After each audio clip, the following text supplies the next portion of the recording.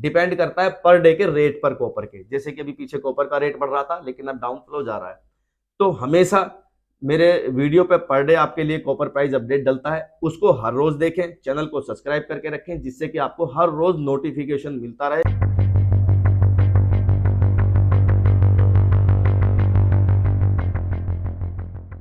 दोस्तों आज की वीडियो में मैं आपको बताऊंगा कि स्क्रैप का जो बिजनेस है, पुराने बिजली के तारों का छीलने वाला, आप कैसे शुरू कर सकते हैं। और इस बिजनेस के लिए आपको कहीं जाने की जरूरत नहीं है। आप इस बिजनेस को अपने घर से शुरू कर सकते हैं, अपने कहीं भी छोटी सी जगह से शुरू कर सकते हैं। और इस बिजनेस में क्या क्या चीज़ों की ज़रूरतें पड़ती हैं, जैसे कि क्या पैसा चाहिए, कितना माल होना चाहिए, या कौन सी मशीन होनी चाहिए, या इतना कितने इन्वेस्टमेंट से आप इसको शुरू कर सकते हैं। तो आज हम इस वीडियो में पूरी वीडियो में आज इस बारे में हम बताएंगे कि कहाँ कहाँ से आपको माल मिलना है, कहाँ कहाँ से क्या क्या होना है। तो पूरी वीडियो देखिए प्लीज, और पूरी वीडियो में आपको सारी चीजें मैं खुल करके आज पूरी बताऊंगा। मैं आपका दोस्त रिजवान सैफी। तो हम सबसे पहले हम सोचते हैं, हमारे दिमाग में आती है कि भैया हम पुराने जो बिजली के तार हैं ये लाएंगे कहाँ से। सबसे पहला सवाल ये उठता है। फिर उसके बाद हम इसको सेल कहाँ करेंगे। मतलब इस लाइन में ये दो ऑप्शन होते हैं, पहले माल खरीदना फिर माल को बेचना। उसके बाद में जरूरतें पड़ती हैं कि भाई इसमें हमें मशीनें क्या चाहिएंगी। तो इन सब चीजों से पहले मैं आपको बताऊंगा कि इसमें हमें कैसे घुसना है या कैसे हम इसकी शुरुआत करनी है। स्टेप बाय स्टेप मैं आपको पूरी जानकारी देता रहूंगा।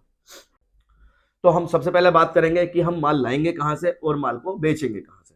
तो जो हम माल लाना है हमें और जो हमें सेल करना है, जैसे कि हमारा कॉपर हो गया, एल्युमिनियम हो गया, या और भी मेटल हो गया, या हम इस लाइन में जब हम घुस रहे हैं स्क्रैप की लाइन में, और हम किसी कबाड़ी के पास जाते हैं या हम किसी के पास जाते हैं कुछ भी मटेरियल लेने के लिए, तो हमें वहाँ स्क्रैप के साथ में और भी कई चीजें मिल जाती हैं। तो मेरा मानना यह है कि जब आप कबाड़ी की लाइन में घुस गए हो और आप बिजनेस शुरू करना चाहते हैं, तो आप हर वो चीज परचेज कर लें जिसको आप सेल आउट कर सकते हैं। कि सिर्फ आपको पता होना चाहिए मुझे इसे बेचना कहाँ है, इसका सही प्राइस क्या है।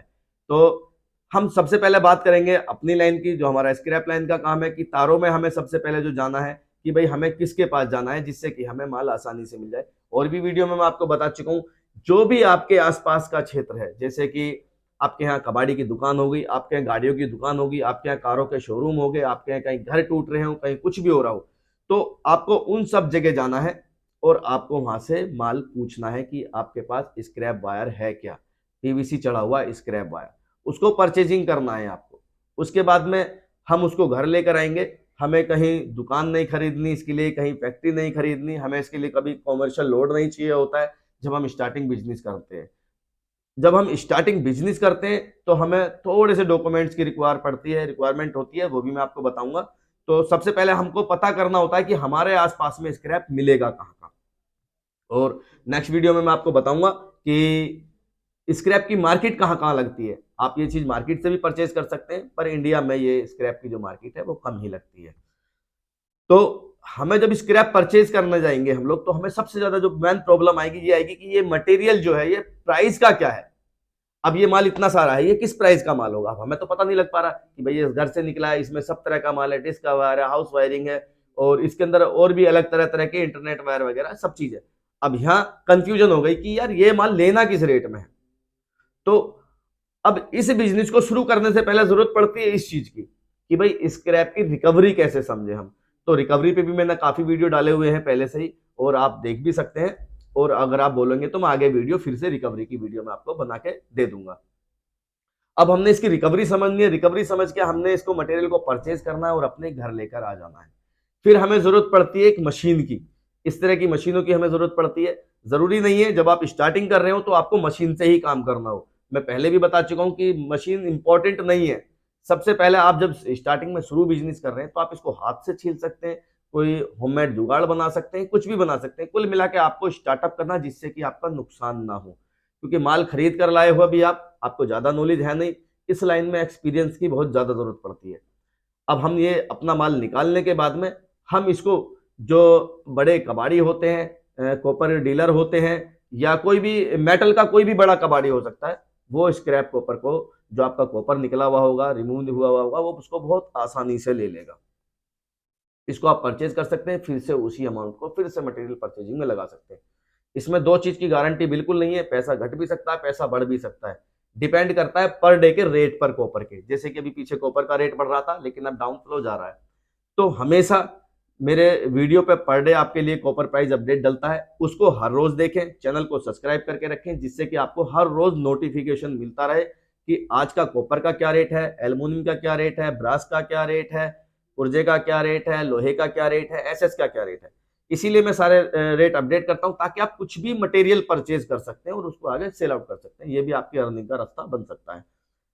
कोशिश करोगे तो सब कुछ होगा। और आप सोचोगे कि आसानी से कुछ चीज हो जाए, नहीं है। जितना आसान लोग यूट्यूब पर दिखा देते हैं इस बिजनेस को, उतना आसान बिजनेस नहीं है कि भाई आप मशीन ले आए, मशीन से तार निकाला और बेच दिया। इतना आसान नहीं है। इसमें जो इंपॉर्टेंट खेल है वो स्क्रैप का है। अगर जितना भी अच्छा आप स्क्रैप परचेज कर लेते हैं या मार्केटिंग कर लेते हैं स्क्रैप पर, उतना ही ज्यादा आपका प्रॉफिट होता है। मशीन से निकालना, हाथ से निकालना या कुछ भी निकालना, वो रिमूव करने का काम अलग है। मशीन कभी प्रॉफिट नहीं देती है, वो सिर्फ एक औजार है, औजार का ही काम करती है। लेकिन इस बिजनेस में घुसते हैं आप, सबसे पहले जो इंपॉर्टेंट है वो ये है कि आपको अपने माइंड में बनाना होगा कि आपको एक कबाड़ी बनना है।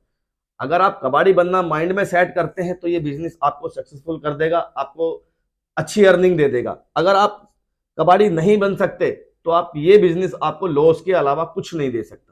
सबसे पहले तो आपको इस लाइन में घुसने से पहले शर्म खत्म करनी है अपनी, बिल्कुल, कि आपने यार ये बंदा स्क्रैप हम इससे ले रहे हैं, या ये गाड़ी वाला है, या ये शोरूम वाला है, इसके पास जाएंगे मना कर देगा।